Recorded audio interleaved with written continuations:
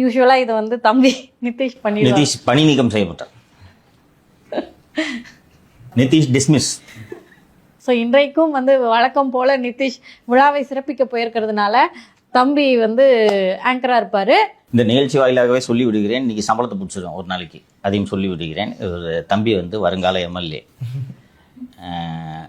அடுத்த முதலமைச்சர் கனவில் இருக்கும். தனுஷ் கட்சியில் இன்னும் தொடங்கல, சேரப்போகிறார். கொடி மட்டும் வந்திருக்கு. இப்போ நீ எம்எல்ஏ ஆக, அதுவும் தனுஷ் கட்சியில் எம்எல்ஏ ஆக தகுதி இருக்கா இல்லையான்றது நான் இப்போ செக் பண்ண போறேன். உங்க கட்சியோட கொள்கை முழக்கம் என்னன்னு சொல்லுங்க. அந்த தத்துவத்தை சொல்லிட்டு ஆரம்பிங்க. நல்ல காலகட்டம் நிகழ்ச்சி சொல்லுங்க. என்னக்கா தத்துவம்? தெரியாதா? கட்சி ஆரம்பிச்சதே தெரியாது. அப்புறம் எதுக்கு டிஸ்ப்ளே பிக்சர்ல தனுஷ் பிக்சர்? அதுதான் நானும் கேட்டேன். தனுஷ் படத்துக்கு சரி, நான் சொல்றேன். நான் தான் உங்க கட்சியோட கொள்கை பரப்பு செயலாளர். நான் சொல்றேன், சொல்லுங்க சார். எண்ணம் போல் வாழ்க்கை, எண்ணம் போல் தான் வாழ்க்கை. இதை இப்போ மனப்படம் பண்ணிக்க, ரைட்டா? அப்போதான் எம்எல்ஏ சீட்டு. Okay, right. இவர் பேர் சாரதி, கல்லூரி மாணவர். நமது நிகழ்ச்சியில் கலந்து கொள்ள வேண்டும் என்று ஆர்வத்தோடு வருகை தந்திருக்கிறார். எப்பப்பெல்லாம் நிதிஷ் லீவ் போடுறானோ அப்போதெல்லாம் சாரதி ஆஜராவார். சரி, நிகழ்ச்சிக்கு போயிடலாம். எனக்காக கூட ஆஜராகலாம் சார். வாய்ப்பு இல்லை. நீங்கள் கொத்தடிமை இந்த சேனலுக்கு. 12 கேஸ் இருக்கு, மறந்துடாதீங்க சார். கஸ்டோடியல் டெத்து ஆட்சி மாறினாலும் காட்சி மாறலை அப்படின்னு புரிஞ்சுக்கிறதா, இல்லை புதுசாக இவங்க ஆட்சிக்கு வந்திருக்காங்க, இதுக்கான நடவடிக்கைகளை எடுப்பாங்களா என்னன்னு தெரியல நம்மளுக்கு. சபரிவர்மன் அப்படிங்கிறவர் குட்கா வழக்கில் விசாரணை கைதி சார். அவர் வந்து கஸ்டோடியல் டெத்தாக இருக்குது. 19 இடங்களில் காயங்கள் இருக்குன்னு கண்டுபிடிச்சிருக்காங்க சார். கைமுறிவு, தலை, உடல் முழுவதும் 19 காயங்கள் என்று பிரேத பரிசோதனையில் தெரிந்திருக்கிறது. இந்த கஸ்டோடியல் டெத்து பல நடந்து சில வழக்குகளில் சம்பந்தப்பட்ட காவல்துறையினர் கைது செய்யப்பட்டு அவர்களுக்கு தண்டனையையும் நீதிமன்றம் விதித்திருக்கிறது.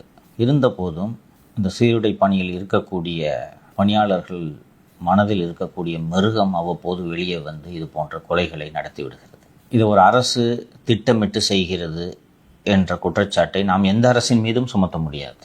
நாங்கள் லோக்கல் வேல்ஸில் 2 ஏட்டையா மறைச்சு பார்க்குறியா நீ என்னன்ட்டு ஒரு அடி அடிச்சு சாவச்சிக்கிறதெல்லாம் நடந்திருக்கு.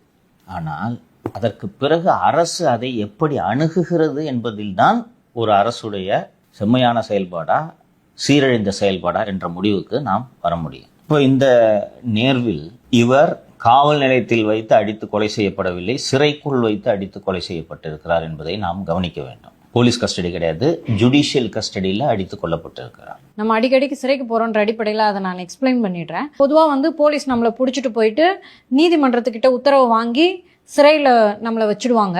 அங்கே வந்து யாரும் அடிக்கக்கூடாது. ஆக்சுவலாக சிறைக்கு போகிறதுக்கு முன்னாடியே ஃபுல் செக்கப் பார்த்து ஃபிட்டு அப்படின்றத கொடுத்ததுக்கு அப்புறம் தான் டாக்டர் நம்மளை வந்து சிறைக்கே தள்ளுவாங்க. ஸோ சிறைக்கு போனதுக்கப்புறம் அடின்றதுக்கெல்லாம் வாய்ப்பே இல்லை. இப்போ ஒருவேளை கஸ்டடி எடுக்கிறாங்கன்னா விசாரணைன்ற அடிப்படையில் கூட அங்கே அடிக்கலாம், போலீஸ்க்கான வாய்ப்புகள் இருக்கு. ஆக்சுவலி அதுவும் அடிக்கக்கூடாது, நீதிமன்றம் தெளிவாக சொல்லி தான் அனுப்புவாங்கன்னு நினைக்கிறேன். பட் சிறையிலேயே அடிச்சதுன்றது ரொம்ப தவறான விஷயம் இல்லைங்க சார்? சிறையிலையும் அடிப்பாங்க. நீங்கள் பெண்கள் சிறையில் இருந்ததுனால அடி விழுறதெல்லாம் பார்த்ததில்ல. சிறையிலையும் அடிப்பாங்க. உங்களுக்கு கண்ட்ரோல் பண்ண முடியாமல் கைதிகள் பிஹேவ் பண்ணுவாங்க. அதனால் சிறையிலும் வன்முறையை பிரயோகிப்பது வழக்கம்தான் சார். அப்போ இந்த ஸ்டேஷன்லேருந்து வரும்போது பாத்ரூமில் வழுக்கி விழுந்து கை உடைஞ்சு கால் உடைஞ்சு வர்றதெல்லாம் அது மேஜிஸ்ட்ரேட் கிட்ட ப்ரொடியூஸ் பண்ணுறதுக்கு முன்னாடி, மேஜிஸ்ட்ரேட்டை ப்ரொடியூஸ் பண்ணி உங்களுக்கு 15 நாள் நீதிமன்ற காவல்னு சொன்ன உடனே நீங்கள் பிரிசனுக்கு போயிடுவீங்க. அங்கே உள்ள நார்மலாக இது போன்ற தாக்குதல்கள் இருக்காது. என் கையை உடைச்சது சிறைக்கு உள்ளதான். என்னை காவல்துறையினர் எந்த இடத்திலும் இந்த 3 வருடங்களில் எந்த இடத்திலும் என்னை காவல்துறையினர் மேனண்டில் பண்ணலை. இந்த புகாரி மட்டும் ஆந்திராவில் கைது செய்யும்போது ஹேண்ட்கஃப்லாம் போட்டு கொண்டு இருந்தார். அப்புறம் தோஸ்த் ஆகிட்டார். அண்டு சிறையில் நார்மலாக பெரிய அளவில் தாக்குதல் நடக்காது. என்ன காரணம்னா, சிறைக்குள்ள கைதி போகும்போது உடலை செக்கப் பண்ணுவாங்க, அதில் காயம் எதுவும் இருக்காது. அதை மீறி அடிப்பாங்க. ஏன்னா அந்த சிறைக்குள்ளே அடிக்கிறது வெளியில் உங்களுக்கு தெரியாது, அந்த கைதியால் வெளியில் சொல்ல முடியாது.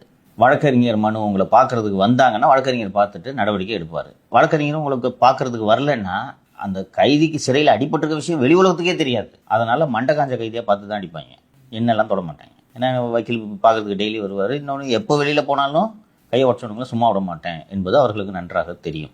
இப்போதும் கோவை சிறையில் என்னை கையை உடைத்த சிறை கண்காணிப்பாளர் செந்தில்குமார் இன்னும் அதே இடத்தில் தான் இருக்கிறார். அதே கோவை சிறையில் அந்த செந்தில்குமாரை ரிமாண்ட் பண்ணுற வரைக்கும் விட மாட்டேன். ஸோ செந்தில்குமார் மீது என்னை கோவை சிறையில் வைத்து, அதுவும் அருணால் யார் யாரெல்லாம் மாட்டுறாங்க பாருங்கள். அருண் சொல்லி தான் அடிச்சார் இருந்தாலும் அருண் வந்து மாடியில இருந்து குதினா குதிச்சிருவாரா? அதான் நீ தான் ஜெயிலுக்கு போக போற, அருண் போக போறது இல்லை. ரெண்டே அசால்ட்டில் ஈடுபடும் போது கீழ்நிலையில் இருப்பவர்கள் என்ன செய்வார்கள்? ஸோ நாகர்கோவில் விவகாரத்தில் இதுதான் நடந்திருக்கிறது. அந்த நாகர்கோவில் ஜெயிலே ஒரு மாதிரி வித்தியாசமான ஜெயிலாக இருக்கும். ஒரே ஒரு நாள் போய் நாங்கள் இருந்தேன், என்னை அங்கே கூட்டு போனாங்க கஸ்டடிக்கு. அப்போ இந்த நாகர்கோவில் கோர்ட்டில் என்னை ப்ரொடியூஸ் பண்ணுறதுக்கு ஒரு நாள் கூட்டு போனாங்க, ஒரு நாள் வச்சுருந்தாங்க. கிரவுண்டுக்கு கீழே அண்டர் கிரவுண்டில் இருக்கும் ஜெயிலு, ஒரு பிளாக் மட்டும்.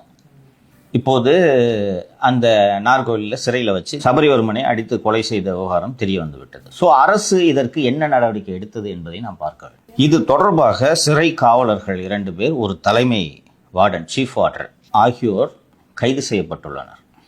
இதைத்தான் ஒரு அரசு செய்ய முடியும், செய்ய வேண்டும். திமுகவின் முன்னாள் எம்எல்ஏவும் சட்டத்துறை இணை செயலாளருமான திரு பரந்தாமன் அவர்கள் நேற்று செய்தியாளர்களை சந்தித்து, நாங்கள் போராட்டம் நடத்துவோம், கஸ்டோடியல் டெத் நடக்குது, இது ஒரு கொடுங்கோல் ஆட்சி என்றெல்லாம் பேசுகிறார். அந்த விமர்சனத்தை வைப்பதற்கு உங்களுக்கு தகுதி இருக்கிறதா என்பதை நீங்கள் கண்ணாடியின் முன்பு நின்று உங்களை சோதனை செய்து கொள்ள வேண்டும். திமுக ஆட்சி வந்த தொடக்கத்தில் எந்த முதலமைச்சரும் இந்த கேடுகட்ட செயலை செய்ததில்லை. நான் ரொம்ப கவனமாக தான் இந்த வார்த்தையை பயன்படுத்தினேன், அவ்வளோ கோவம் வருது எனக்கு. சென்னை செக்ரட்டரியேட் காலனி போலீஸ் ஸ்டேஷனில் விக்னேஷ் என்கிற விக்னா அப்படின்னு பீச்சில் வாடகை குதிரை ஓட்டுறவன்பா. வாடகை குதிரை இந்த பலூன் சுடுவாங்க தெரியுமா, அந்த கடை வச்சுருக்கான். அவனுக்கு என்ன பொருளாதார நிலைமை இருக்கும், அவனை கூட்டிகிட்டு போய் அடித்து மிதின்னு மிதித்து கொண்டுட்டாங்க.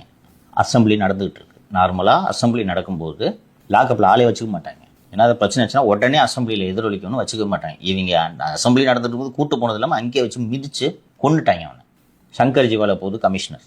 எதிர்கட்சிகள் இந்த பிரச்சனையை பேரவையில் எழுப்பியதும் போலீஸ் எழுதி கொடுத்தது அப்படியே படிக்கிறார் பொம்மை முதலமைச்சர். அவர் வயிற்று வலியால் இறந்தார், அவருக்கு 2 இட்லியும் கெட்டி சட்னியும் தரப்பட்டது, கெட்டி சட்டி தொட்டு தின்னும்போது அவர் வாந்தி எடுத்து இறந்து விட்டார், இப்படி வந்து அசம்பிளியில் சொல்கிறார்.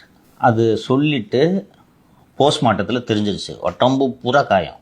மீடியா அதை கவர் பண்ணக்கூடாதுன்னு ஃபோர்ஷோர் எஸ்டேட்டு எலக்ட்ரிக் கிரிமட்டோரியம் தான் நினைக்கிறேன், 300 போலீஸ் எவனையுமே கிட்ட வரவில்லை, வச்சு எரிச்சிட்டு முடிஞ்சு போச்சுன்னு நினச்சிட்டு விட்டாங்க. போஸ்ட்மார்ட்டம் ரிப்போர்ட்டில் வந்த உடனே இதே முதலமைச்சர் அசம்பிளியில் வந்து படிக்கிறார். அவர் உடம்பில் 16 காயங்கள் இருந்தன. இந்த அரசு இதுபோல் காவல்துறையில் வைத்து சித்திரவதை செய்வதை அனுமதிக்காது ஆக அப்படின்னு படிக்கிறார். 2 நாள் முன்னாடி தனியாக வாந்தி எடுத்து செத்தானே, இன்னைக்கு இந்த மாதிரி சொல்கிறேன், அவங்க குடும்பத்துக்கு இழப்பு எடுத்துறோம், வழக்கை சிபிசிஐடிக்கு விசாரணைக்கு மாற்றுகிறோம் என்று பேரவையில் அறிவிக்கிறார். இது 2 நாள் கேப்பில் நடக்குது, மீடியாவில் ஃபுல்லாக ரிப்போர்ட் ஆகிருக்குது. ஒரு நல்ல முதலமைச்சருக்கு ஒரு சீஃப் மினிஸ்டர் நான் என்ன போய் அசம்பிளியில் பொய் சொல்ல வச்சுட்டேடான்னு கோவம் வரணுமா வரக்கூடாது? அந்த அதிகாரியை டிஜிபி ஆகிற, டிஜிபி ஆகினது இல்லாமல் ரிட்டையர் ஆன பிறகு தீயணைப்புத்துறை ஆணையமா, அப்படி ஒரு ஆணையமே இது வரைக்கும் இருந்ததில்லை தமிழ்நாட்டில். அதுக்கு போயிட்டு அவர் வெளிநாடு சுற்றி பார்க்கறதுக்குலாம் ஏற்பாடுகள் செய்து அவர் ஆணையத்துக்கு போகிறேன்னா இந்த ஆள் எப்படிப்பட்ட சீஃப் மினிஸ்டர் தெரியுதா? இதனால தான் குளத்தூர் கோமானாக மாறி இருக்கிறார். அது ஒன்றாச்சா. அதற்கு பிறகு வரிசையாக எத்தனையோ கஸ்டோடியல் டெத்துகள். கடைசியாக அஜித்குமார் சார், சாத்தான்குளத்தில் கூட இந்த மாதிரி ஒரு பெரிய அதிமுக ஆட்சி காலத்தில் சாத்தான்குளத்தில் பென்னிக்ஸ் ஜெயராஜ் இதுபோல் கஸ்டடியில் அடித்து கொலை செய்யப்பட்ட போது அதை தூக்கிட்டு ஊரா போனது இதே ஸ்டாலின் தான். திமுக வந்து ஆட்சியில் இருக்கும்போது பெண்களுக்கு பிரச்சனை இருக்கிறது தெரிய மாட்டேங்குது, இது மாதிரி கஸ்டோடியல் டெத்ல இருக்க பிரச்சனை தெரிய மாட்டேங்குது, கள்ளச்சாராயம் குடிச்சு சாவறது தெரிய மாட்டேங்குது. ஆளுங்கட்சியா இருக்கும்போது கண்ணு வந்து டிம்மா தெரியுது, எதிர்கட்சி ஆயிட்டாங்கன்னா நல்ல பளபளன்னு தெரியுது. ஆளுங்கட்சியாக ஆன பிறகு வசூலில் கவனம் செலுத்துவதா ஆட்சியில் கவனம் செலுத்துவதா? என்ன பேசுறீங்க நீங்க? அப்புறம் 33 கோடியில் வாட்ச் எப்படிமா கட்டுவீங்க? இது 1000 ரூபாமா பார்க்காதீங்க. கவனம் பூரா அதில் இருந்துச்சுன்னா நீங்கள் இதில் எப்படி கவனம் செலுத்துவீங்க? அதற்கு பிறகு அந்த அஜித்குமார் கொலை வழக்கு, அதில் ஒரு உயர் அதிகாரியோட உத்தரவின் அடிப்படையில் தான் அந்த கொலை நடந்திருக்கிறது. எல்லாருக்கும் தெரியும். ஒரு லேடி போய் செயின் காணா போகுதுன்னு சொல்கிறதுக்கெல்லாம் இப்போ போய் உங்கள் மாலதி போய் இவங்க செலிபிரிட்டியாக இல்லைன்னா சாதாரணமாக மாலதி போய் ஒரு ஸ்டேஷனில் செயின் காண எங்கேம்மா விட்டீங்க? இந்த மாதிரி சார் காரில் பேக்கில் போட்டு வச்சுருந்தேன்னா முதல்ல அட்வைஸ் பண்ணுவாங்க, ஏமா செயினை போய் காரில் வச்சுட்டு போகலாமாம்மா, அறிவு இருக்கா? நீங்கள் தங்க வைக்கிற வேலையில் ஒரு ஏட்டமாக ஒன்று வரும், ஏமா இப்படி போய் செயினை விடுவியாம்மா, சரி கண்டுபிடிக்கிறதுன்னா ஐயா வருவார் வெயிட் பண்ணு, இதான் நடக்கும். ஜென்மத்துக்கும் எஃப்ஐஆர் போட மாட்டாங்க. எஃப்ஐஆர் போட்டுட்டா அதை முடிக்கிற வரைக்கும் நீங்கள் அந்த வழக்கை நிலுவையில் வச்சுருக்கணும், போடவே மாட்டாங்க. இந்த வழக்கில் அந்த செக்யூரிட்டியை தூக்கிட்டு போய் அடின்னு அடித்து ஸ்பெஷல் டீம் எல்லாம் வச்சு அடித்து, அதுவும் பிரின்ஸ்பெக்டர் இல்லாமல் ஸ்பெஷல் டீமை போட்டு அடித்து ஒருத்தனை கொல்ற அளவுக்கு அடிக்கிறதுலாம் நடக்கவே நடக்காது. அந்த உயர் அதிகாரி தான் இந்த அரசையே நடத்தும் நிலையில் இருந்தார். சார், இப்போ இந்த 2 அதிகாரிகள் இருக்காங்கல்ல, இவங்களை 2 பேரும் அரெஸ்ட் பண்ணுறதுனால விஜய்க்கு என்ன லாஸ் ஆக போகுது? ஸோ இதை வந்து அப்போ டிஎம்கே பண்ணியிருக்கலாம்ல? நியாயமான கேள்வி தான், மிக மிக நியாயமான கேள்வி. இந்த சம்பவத்தில் ஈடுபட்டவர்கள் கடைநிலை காவலர்கள், சிறை காவலர்கள். இன்னைக்கு தப்பு பண்ணான்னு தூக்கி உள்ள போடு சொல்லிட்டாரு.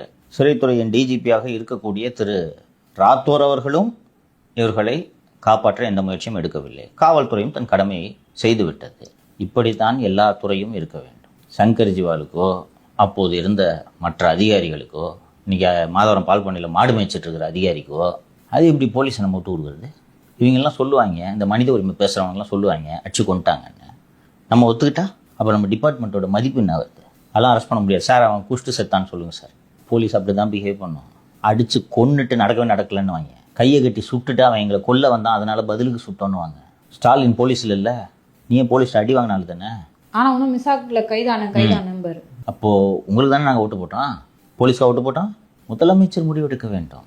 இதுலேயும் இப்போவும் அதிகாரிங்க போய் சொல்லியிருப்பாங்க, இல்லை சார் விட்டுலாம், பொத்துனாப்பில் போய் வேலையை பாரு, சட்டப்படி நடவடிக்கை எடுன்னு முதல்வர் ரெசல்யூட்டாக இருந்ததுனால தான் இது நடந்திருக்கு. முதல்வர்கிட்ட கேட்காம இது பண்ணியிருக்க முடியாது.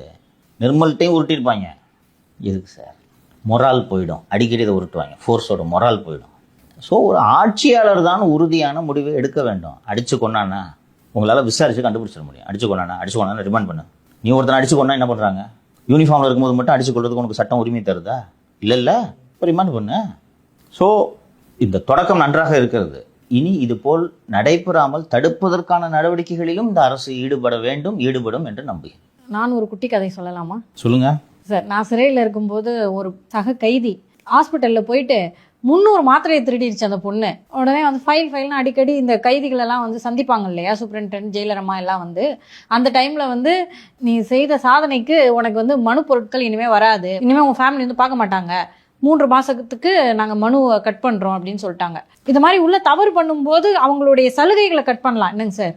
இதெல்லாம் பிரிட்டிஷார் அந்த காலத்திலேயே இதற்கான விதிமுறைகளை வகுத்து விட்டார்கள். சிறையில் தண்டனை வழங்குவதற்கு சிறையோட மேனுவலில் எல்லா ப்ரொவிஷன்ஸும் இருக்குது, பண்ண முடியும்.